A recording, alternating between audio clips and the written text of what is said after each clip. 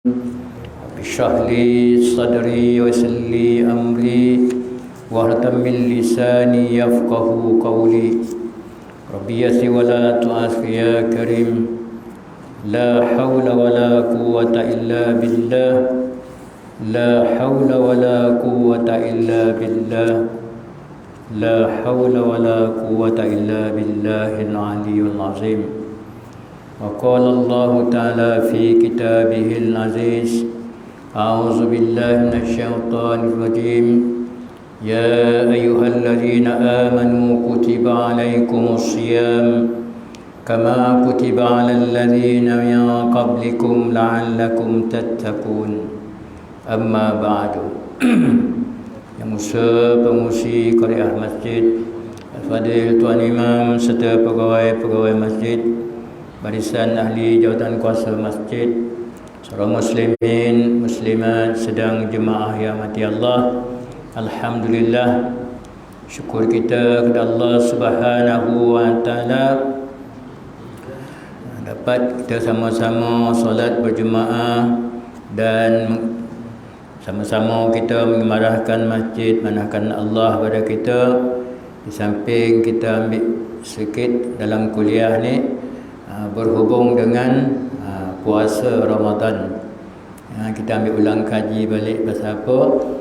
Jadi nak menyambut kedatangan Ramadan ni, kita dah bersedia. Bersedia. Yang pertama kita ulang-ulang kaji. Nak menyambut kedatangan Ramadan tu kan, kita dah rasa seronok nak menyambut tu. Jadi nak mengisi tanda kesukaan kita, ialah antaranya kita mengulang-ulang kaji berhubung perkara-perkara yang berkaitan dengan puasa, dan puasa Ramadan khususnya. Hari dah kan kita dah fahamlah tentang puasa ni, tak payahlah kita nak cerita banyak sangat. Kita dah tahu dah puasa tu rukun Islam yang disyariatkan Allah Subhanahu wa taala mengikut apa yang dijelaskan Allah dalam Al-Quran. A'udzubillahi minasyaitanir rajim. Ya ayyuhallazina amanu kutiba alaikumusiyam kama kutiba alal ladzina min qablikum la'allakum tattaqun. Ya wahai orang yang beriman, diwajibkan atas kamu berpuasa sebagaimana yang diwajibkan atas orang-orang yang terdahulu daripada kamu. Mudah-mudahan kamu bertakwa.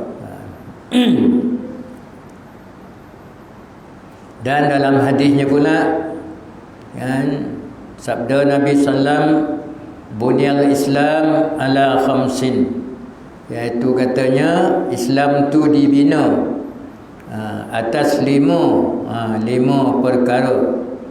Syahadati an la ilaha illallah wa anna muhammadar rasulullah wa iqamis salah wa ita'iz zakah wal hajj wa saum Ramadan wa saumi Ramadan.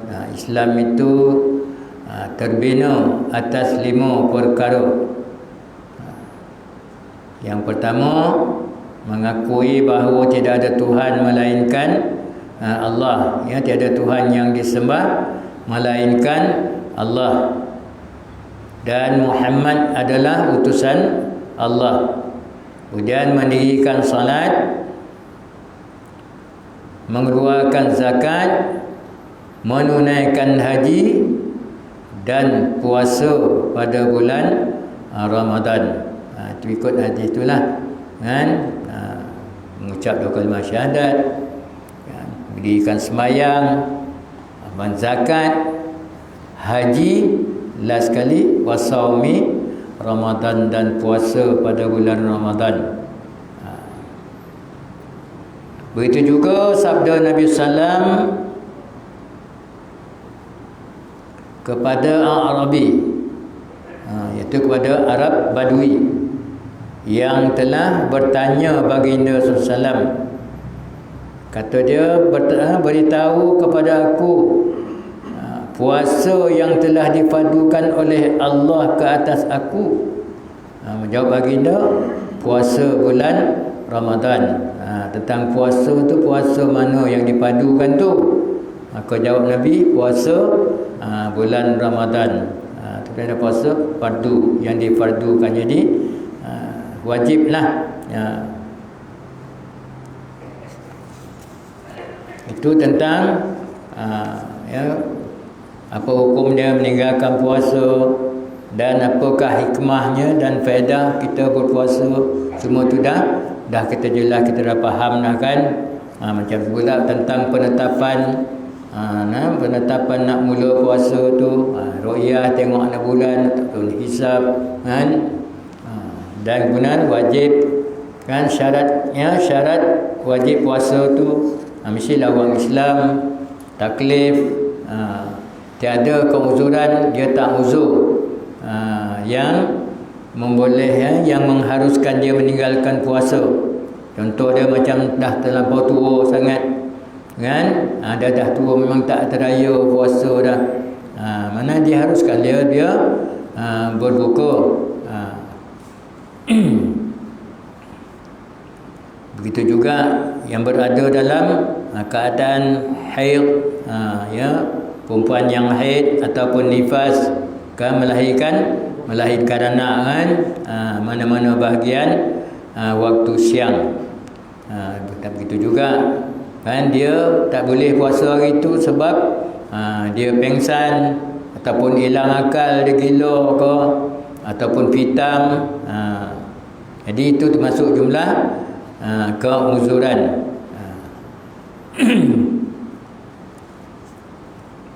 Mana keuzuran tadi yang mengharuskan dia berbuka, sakit yang mendatangkan mudarat yang besar macam gastrik kan, gastrik kan, macam perut dia tak boleh kosong kan. Jadi kalau dia puasa mendatangkan mudarat atau membahayakan nyawa dia, ataupun kesakitan dan kebimbangan yang amat dahsyat kepada orang yang berpuasa. Jika penyakitnya itu menjadi semakin teruk, semakin tenat, ataupun kesakitan itu semakin dahsyat jika dia berpuasa dan dia bimbang dia akan mati sekiranya dia meneruskan puasanya, maka pada waktu itu dia wajib berbuka. Dia mesti berbuka. Dan orang yang musafir, orang musafir itu yang diharuskan berbuka. Yang musafir itu pula dua marhalah lah, lebih kurang dalam 83 km. Kemudian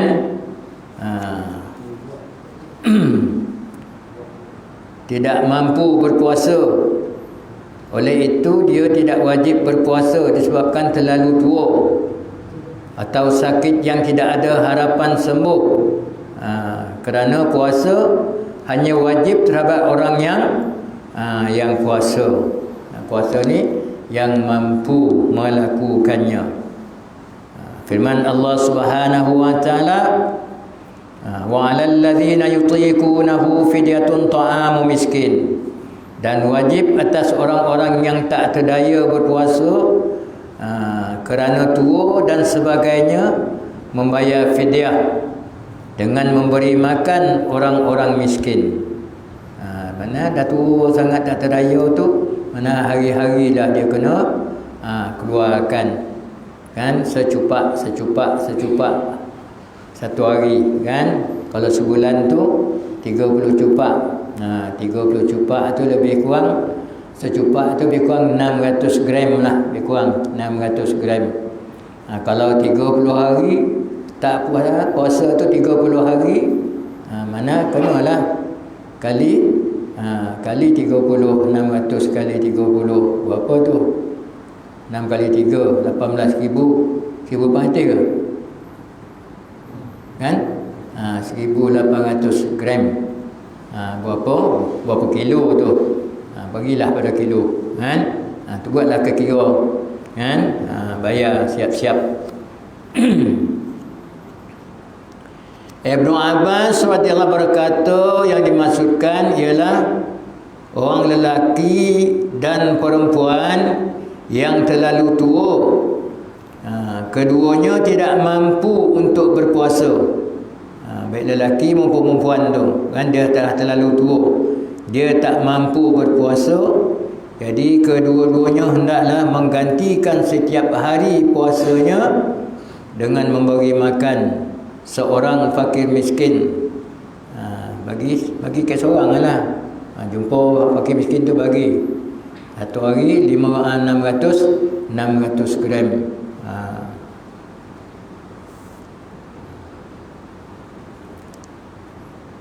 Ini dijelaskan dalam Sahih Bukhari, hadis yang ke-4235. Itu dia kan. Rukun puasa. Berapa rukun puasa ni? Banyak ke rukun puasa ni? Rukun puasa tak banyak kan? 2 aja. Rukun Islam banyak lagi 5 kan. Rukun puasa 2 aja. Yang pertama niat. Yang kedua menahan diri kan, menahan diri daripada perkara-perkara yang membatalkan puasa, bermula daripada terbit fajar sehinggalah terbenamnya matahari. Mana tu 2 saja. Rukun puasa. Ni kita kena ingat, kita nak puasa ni kita tahu rukun puasa 2. Yang pertama niat. Yang kedua menahan diri daripada perkara yang membatalkan puasa, bermula daripada terbit fajar sehinggalah terbenam matahari. Niat iaitu qasad, lintasan hati. Bukan yang kita sebut dengan lidah tu. Nawaitu sawma wadin an adai fadi syahri ramadana hadhihi sanati lillahi ta'ala. Itu lafaz kan. Lafaz yang kata niat ni hati. Mana qasad. Qasad ni lintasan hati. Kita lintahkan hati kita, aku puasa sehari kan, ataupun aku puasa Ramadan sehari pun boleh. Adapun aku puasa sehari menunaikan pada Ramadan tahun ni kerana Allah Ta'ala, boleh ke?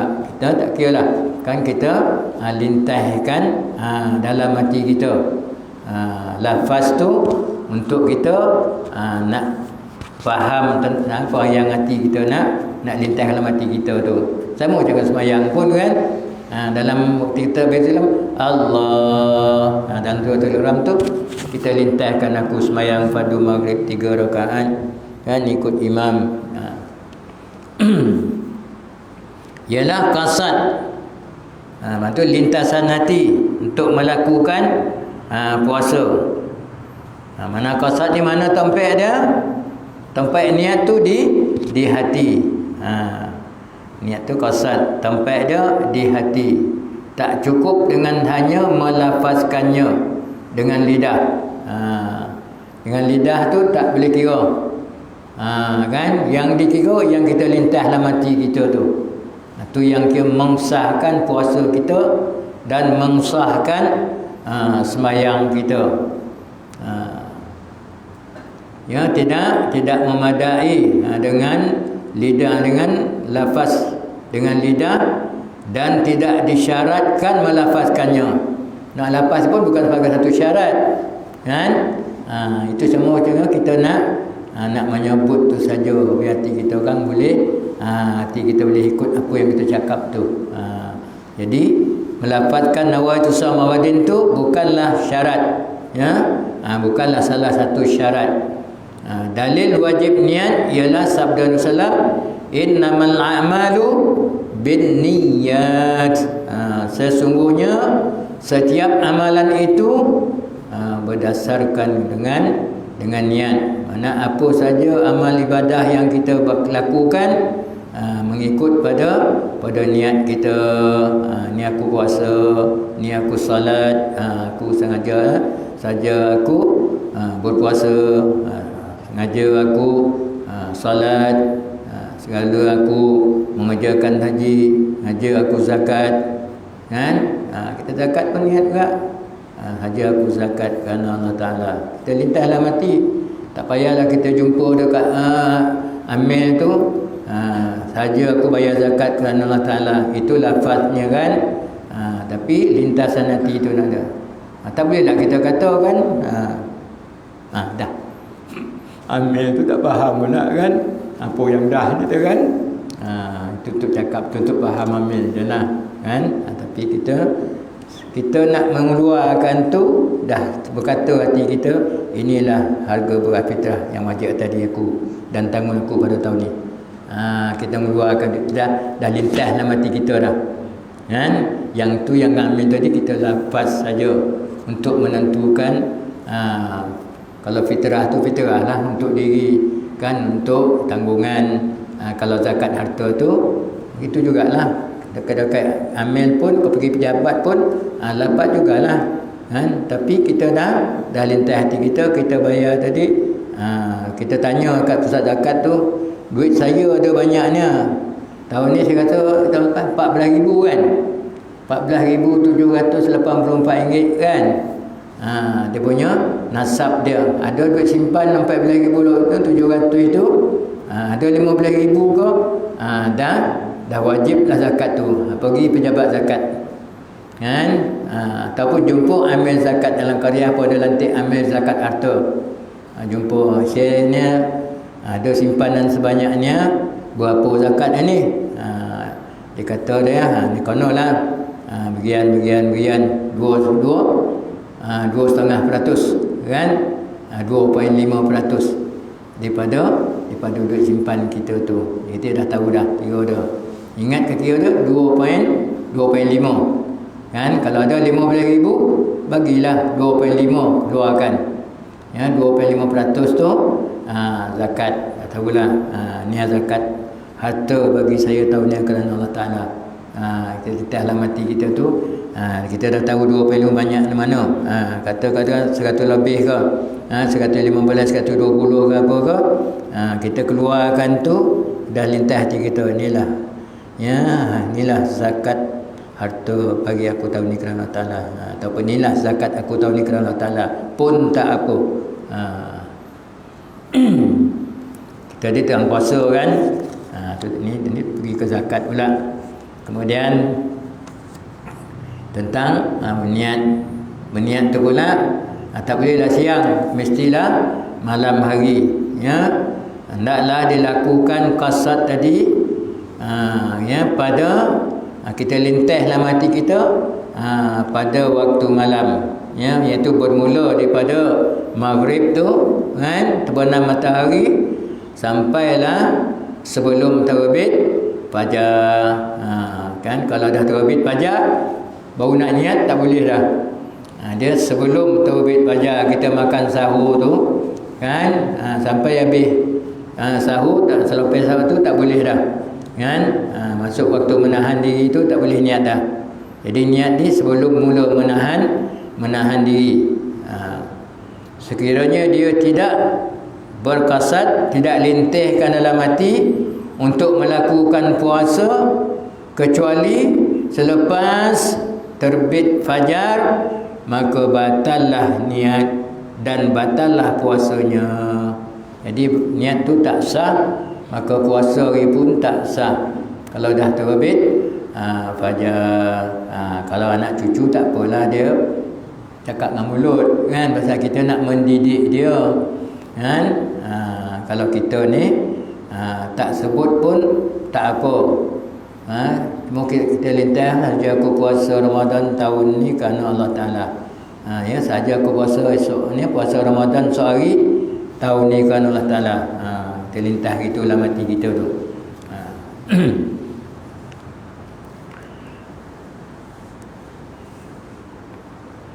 Ini sabda Nabi sallam, man lam yubayyiti siyam qabla al-fajri fala siyama lahu.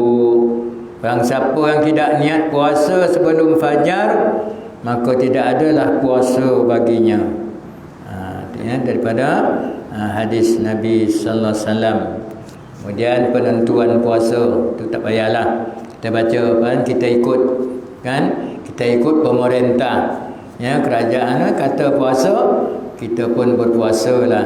Besok mula berpuasa dia kata, kita pun mulalah malam tu kita berniat, dan malam tu kita mulalah melakukan ibadah ataupun qiyam Ramadan, mendirikan Ramadan dengan salat tarawih. Yang membatalkan puasa pun kita dah tahulah kan. Kita dah tahulah batalkan puasa benda tak boleh kan, tak boleh makan masuk dalam rongga kita kan. Tapi letak ke lidah tak apa. Gulai ni masin ke tak bergaram ke tak bergaram tadi, mana kita letak ke lidah tak apa rasa je kan. Yang kita sudu pula rasa pula kan. Rasa sesudu batal lah puasa. Letak untuk lidah boleh rasa je, tu diharuskan, dibolehkan lah. Lagi haid dan nifas. Ketika tengah sedang puasa tu datang pula haid kan bagi perempuan, ataupun melahirkan anak kan, tu dia batal lah puasa dia hari tu.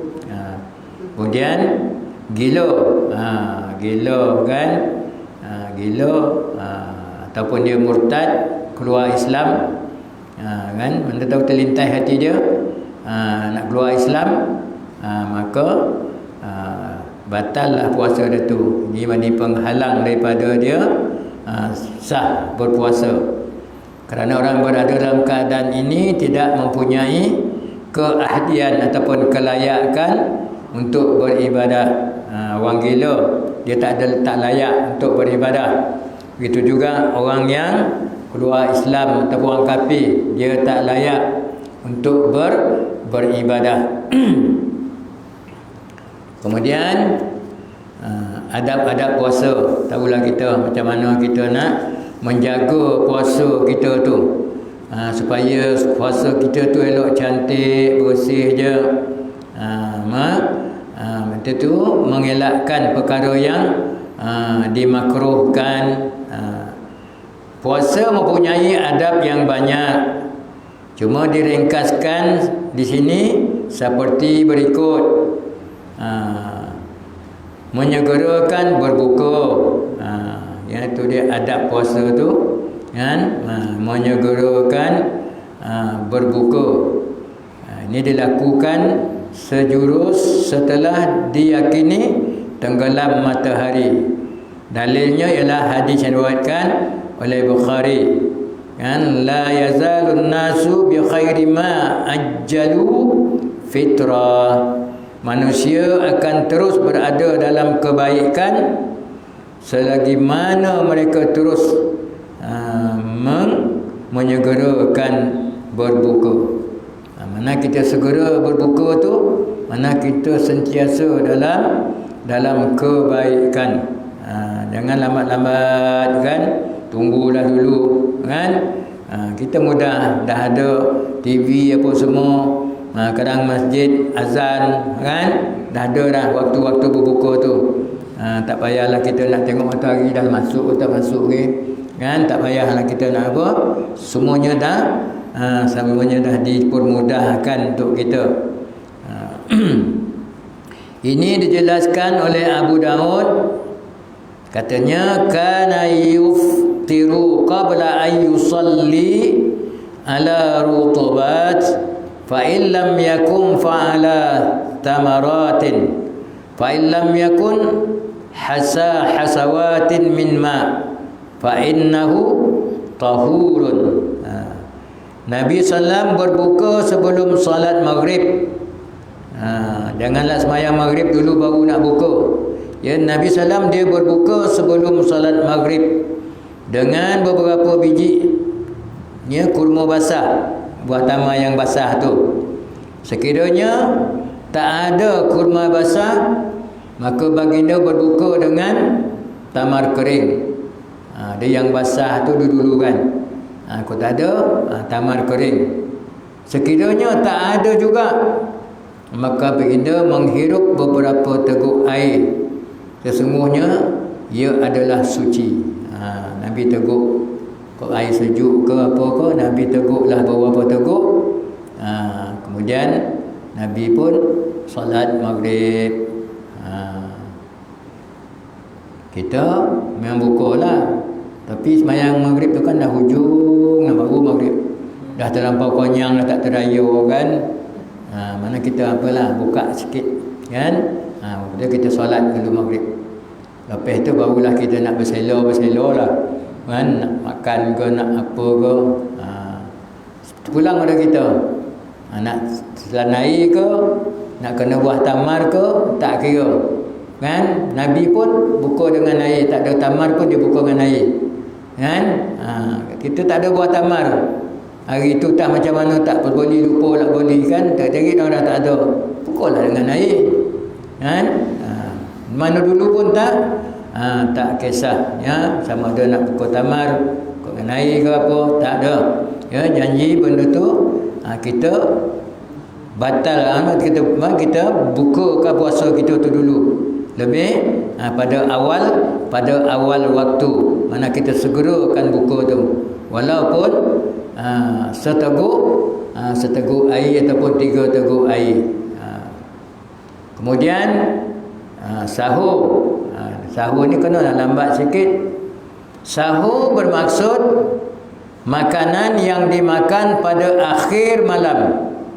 Akhir, bukan pukul 2 pagi kan. Bukan pukul 2 pagi. Bukan balik tarawih tu. Balik tarawih tu sahur lah dulu besok tak payah bangun. Dia yang dimasukkan sahur, makan sahur ni akhir malam tu yang dinamakan sahur. Dalil sahur disunatkan ialah hadis yang diriwayatkan oleh Al-Bukhari, hadis yang ke-1823, dan dalam Sahih Muslim hadis yang ke-1095, bahawa Nabi SAW bersabda, tasahharu, bersahurlah kamu semua, fa inna fis sahur barakatin, sesungguhnya dalam sahur itu ada keberkatan, ada barakah situ. Mana nak ambil barakah puasa tu tadi, kita dapat berkat dia. Kita makan sahur akhir malam. Pukul apa tu?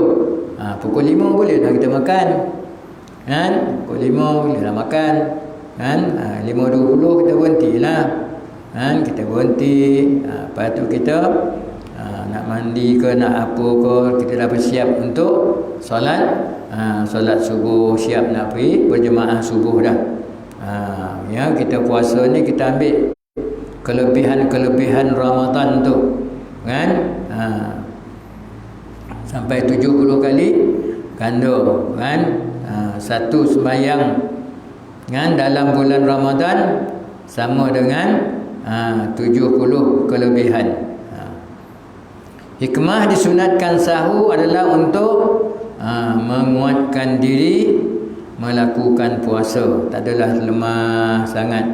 Tu kadang-kadang kita, cucu kita ke anak kecil kita tu, kita gorakkan juga, bangun bagi dia macam mana pun, suruh juga makan. Dia tak selera makan yang tu, apa yang dia suka makan, bagilah makan yang dia suka tu untuk sahur tu tadi kan. Itu pun banyak pahala untuk nenek mak abah dapat kan, melatih anak puasa ni. Sabda Nabi sallam, wasta'inu bi ta'amis sahri ala siyamin nahar. Dapatkanlah bantuan dengan makan sahur untuk menguatkan puasa pada siang hari. Dapatlah kita nak mengaji ke, nak apa ke, rasa segar je kan. Kemudian melewatkan sahur. La yazalu ummati bi khairi ma ajjalu iftar wa akharu sahur.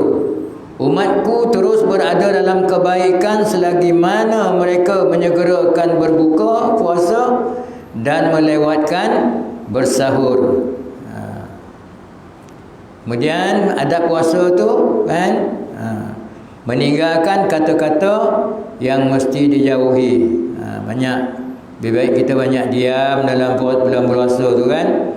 Jangan benar kata perkataan-perkataan mencaci ke, mencarut ke, apa ke, kita tinggalkan. Itu nama dia menahan diri, bukan menahan daripada makan je. Tahan segala-galanya tu. Nakkan puasa kita tu cantik puasa kita tu.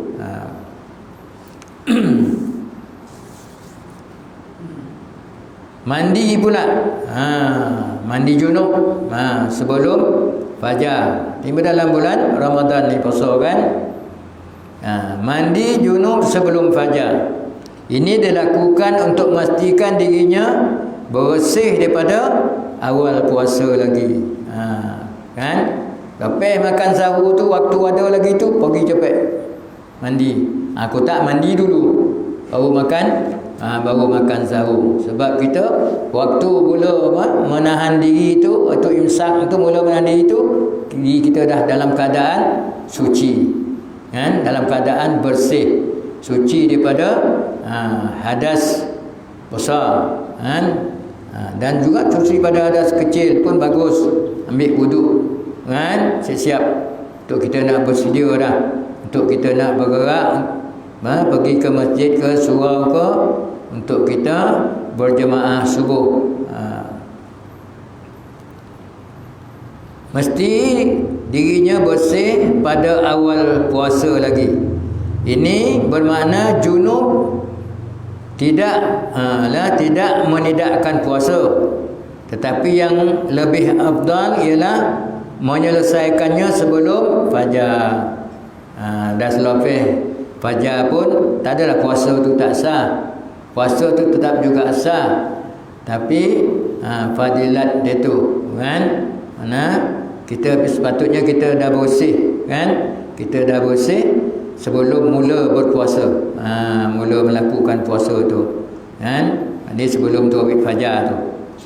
Dalil ini ialah hadis yang diriwayatkan oleh Bukhari, hadis yang ke 1825. Nabi sallam pernah bangun pagi di dalam keadaan junub kerana jima' tanpa bermimpi. Kemudian baginda mandi dan berpuasa. Mandi dulu baru berpuasa. Mana sebelum fajar lah tu. Wanita yang haid dan nifas juga disunatkan agar mandi sebelum terbit fajar apabila telah sempurna suci dan darah telah berhenti sebelum tu. Jangan orang perempuan, kan, kalau malam tu dah putus, dah apa, haid tu dah kering, dah tak ada lagi dah, maka mandilah sebelum terbit fajar, ataupun malam tu pun nak mandi dulu pun tak apa. Jadi jangan mandi tu tadi selepas terbit fajar, ya.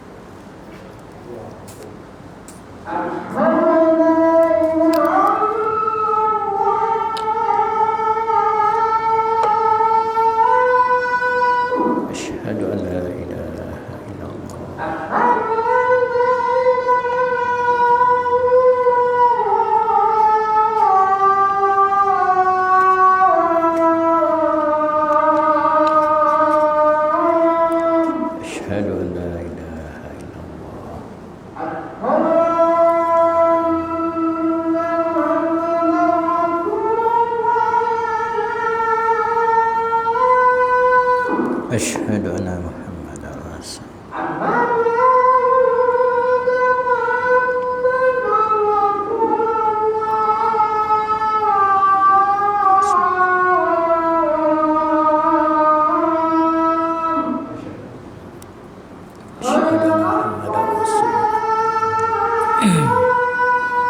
La haula wala quwwata illa billah.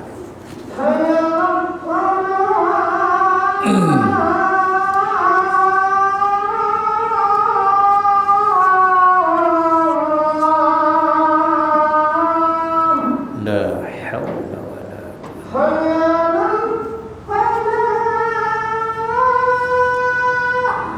la haula wala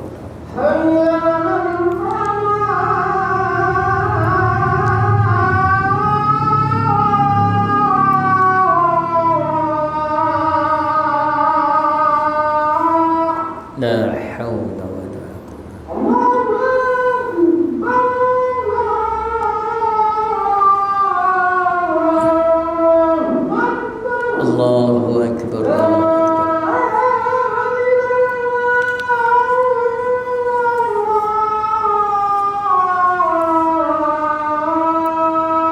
La ilaha illallah Allahumma rabb hadhihi ad-da'wati wa salati sayyidina Muhammad.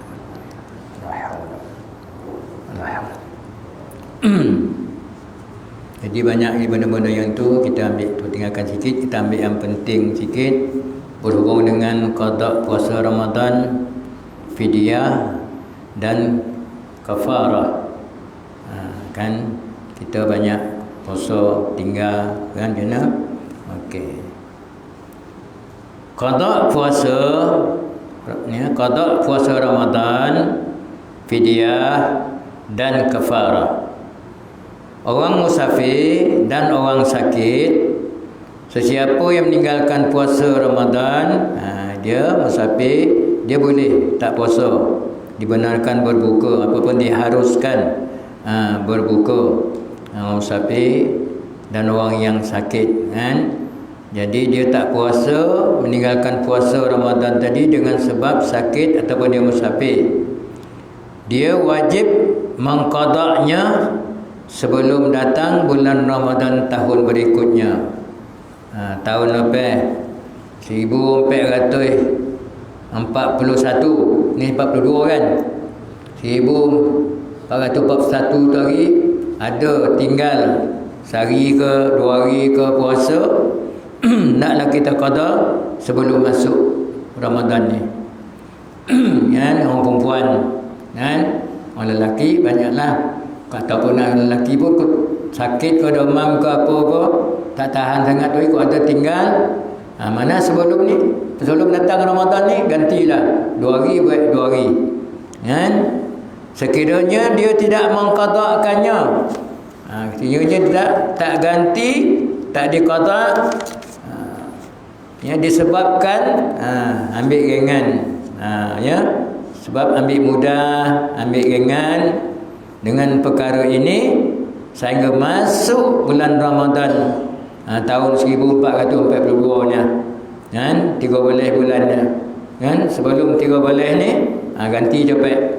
Kalau dah masuk Ramadan tu dia tak ganti, maka dia berdosa. Yang panjang tinggal tu tak dosa lagi kan. Dah sampai bulan Ramadan, masuk 1 Ramadan, dia hutang tak lepas, mana dia berdosa. Dan diwajibkan qada. Dia wajib qada habis Ramadan tu kan. Habis je puasa kan, masuk bulan Syawal, Ramadan tu kan dah habis, masuk Syawal, mana dia kena ganti puasa yang lepas tu. Puasa yang tahun 1441 tu ganti, dan puasa tu ganti kena bayar satu cupak pula bawah, mana 600 gram bawah. Selama puasa tinggal 3 hari tak puasa, sakit, mana berapa hari tu, berapa gram tu, 63, 18 gram bagi kepada Fakir miskin hari-hari. Hari ni ganti puasa, sambil puasa tu hantar fakir miskin. Nia fidyah puasa saya tahun lepas saya tinggalkan. Tak payahlah tu kan. Ni fidyah puasa saya. Cukuplah tu kan. Besok pagi hari yang kedua ganti bayar lagi. Kan? Nama tu kemudian lagi. Ni fidyah puasa saya.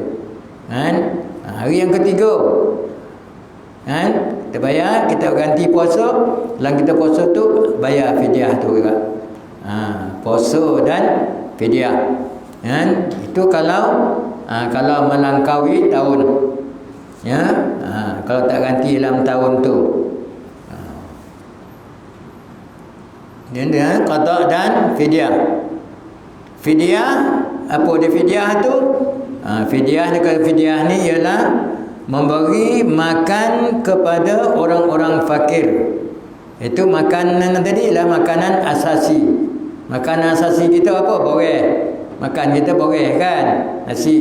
Mana kita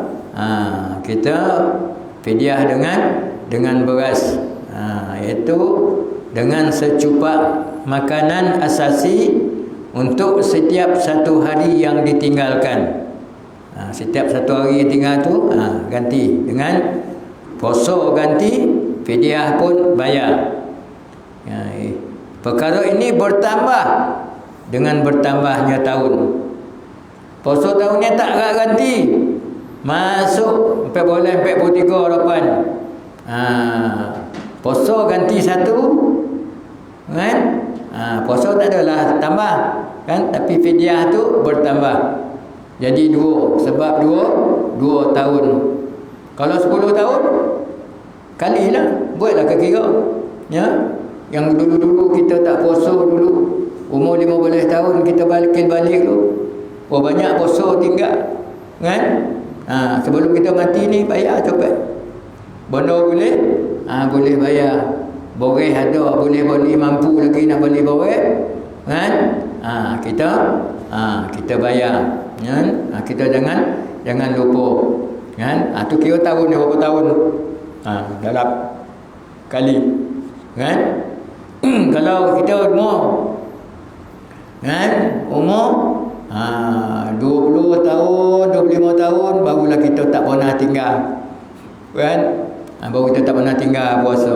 Jadi daripada 15, 10 tahun. 10 tahun tu gantilah, kiralah. Dengan satu hari 600 gram. Kalau melangkau tahun tadi jadi dua cupak. Kan? Dia dah tambah lagi satu. Ketiga jadi 3. Kalau 10 jadi berapa tu? Kan? Kira, buat kira. Kan? Bayar puasa kita dulu. Kan? Kita sompet lagi ni kan. Ni itulah kita ulang-ulang kaji ni pun baru juga ingat-ingat kita ni. Kan? Sampai kita dah tua ni pun mana dulu-dulu ada kan, selesai hutang kita dengan Tuhan. Kan? Hutang kita dengan Allah tu kita selesaikan dulu. Kan? Kita kena bayar fidyah dia dan kita qada puasa. Kan? Hari kita qada ansu-ansu qada puasa dan bayar fidyah. Kerana tu gram. Banyaknya. Kan? Tapi ambil sikit lah ya. Kami ambil masa sikit. Kan? Pasal ni benda ni penting ni. Kan ni fardu ain, wajib kita tahu. Kan? Sekiranya keuzuran berterusan seperti sakit yang berterusan sehingga masuk bulan Ramadan tahun berikutnya. Di tahun lepas kan dia tak dapat puasa, sakit sampai tahunnya dia masih lagi masih lagi tak mampu lagi, masih sakit lagi kan, maka dia tak wajib kecuali qada. Mana fidyah tu tak wajib, qada tu wajib bila dia dah sihat. Dia tak perlu mengeluarkan fidyah. Jadi dia qada sahaja. Bukan dia melambatkan qada tu tadi, bukan sebab dia tak bukan sebab dia sihat, sebab dia tak sihat. Kan bukan saja dia nak melewatkan qada puasa. Jadi fidyah tak payah, puasa kena ganti. Sekiranya meninggal dunia tak sampai nak qada, maka dia sama ada mati sebelum mampu mengqadanya ataupun mati selepas mampu mengqadanya tetapi tidak mengqadakannya kerana lalai. Sekira dia mati sebelum mampu mengqadakannya, maka dia tidak berdosa. Dia tak sihat lagi kan, sampailah puasanya kan, habis puasanya pun dia pun meninggal. Jadi puasa yang lepas dengan puasa yang mana dia tak berdosa kan, dia tak adalah menanggung dosa sebab dia sakit.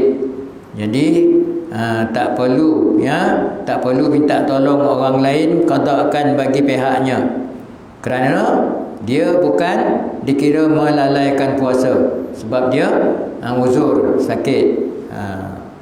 Barang siapa mati selepas mampu mengqadakannya, maka walinya disunatkan mengqada hari-hari yang ditinggalkannya bagi pihak diri dia yang puasa ni tadi. Wali dia, siapa wali dia? Waris dia lah, kerabat dia kan, disunatkan mengqada puasa tu.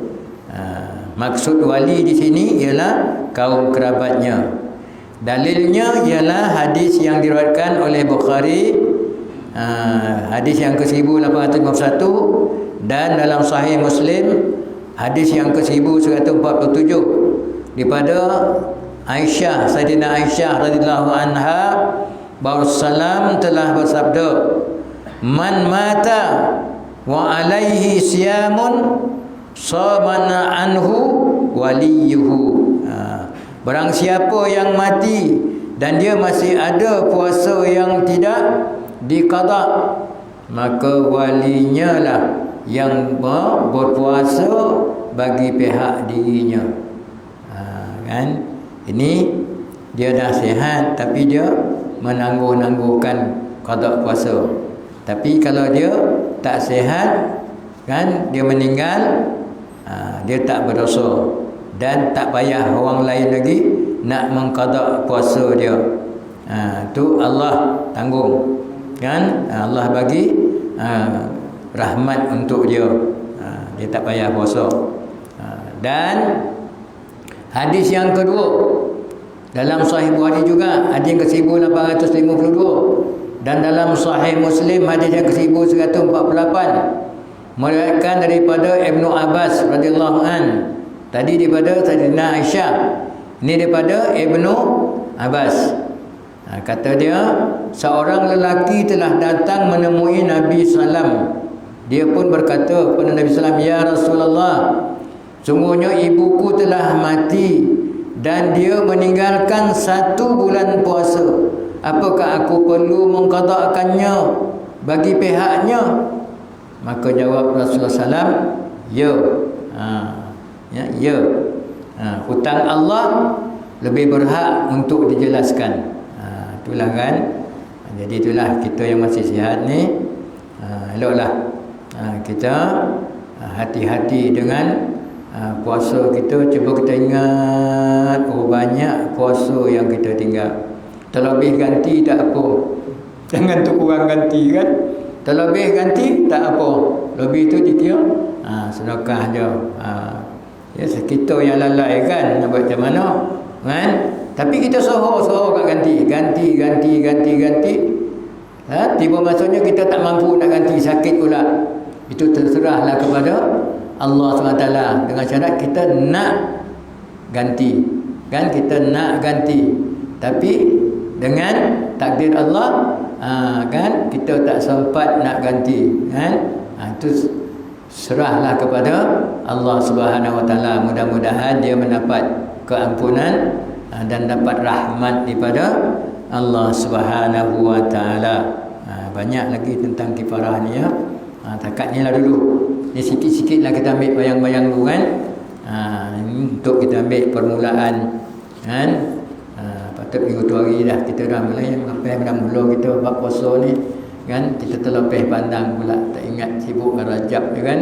Patut bulan Rajab, Syaban ni kita dah mula dah orang kaji bab puasa ni.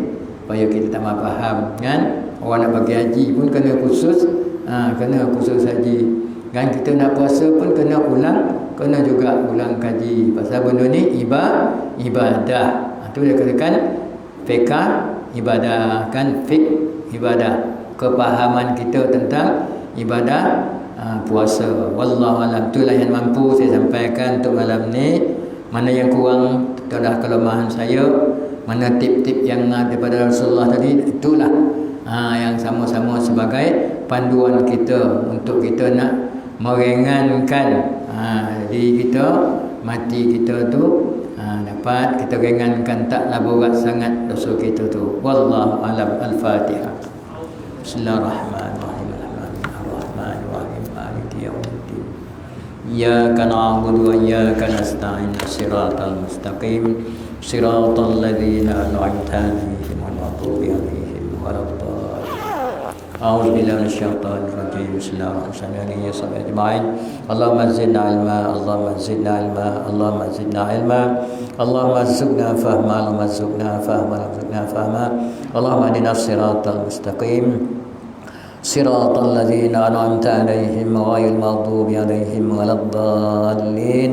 ربنا انفعنا بما علمتنا، ربنا علمنا الذي ينفعنا، ربنا انفعنا أهلنا وقراباتنا في ديننا. ربنا آتنا في الدنيا حسنة وفي الآخرة حسنة وقنا عذاب النار. وصلى الله على خلقه محمد وعلى آله وصحبه أجمعين وسلم الحمد لله بالعالمين. Taqabbalallahu minkum. Kita akhiri dengan tasbih kifarah dan